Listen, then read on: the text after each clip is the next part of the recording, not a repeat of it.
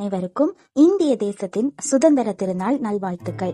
இந்த ஆண்டின் சுதந்திர தினத்தின் தலைப்பு விக்சித் பாரத், அதாவது வளர்ந்த இந்தியா. இப்போது வளர்ந்து வரும் நாடு என்ற நிலையில் இருக்கும் நம் பாரத தேசம் தன் 100வது சுதந்திர ஆண்டான 2047வது ஆண்டில் வளர்ந்த பாரதமாய் மாற வேண்டும் என்ற தூர காட்சியை இது பிரதிபலிக்கின்றது. நம் முன்னோர் தங்கள் உயிரையும் இரத்தத்தையும் கொடுத்து தங்கள் வீரத்தாலும் விவேகத்தாலும் பல அடிமைத்தனங்களிலிருந்து நமக்கு சுதந்திரம் பெற்று தந்தனர். ஆனால் பழைய அடிமைத்தனத்திற்கே இப்பொழுது திரும்பிக் கொண்டிருக்கின்றோம். யோவான் 8வது அதிகாரம் 32வது வசனத்தில் சத்தியம் உங்களை விடுதலையாக்கும் என்று இயேசு கூறியுள்ளார்.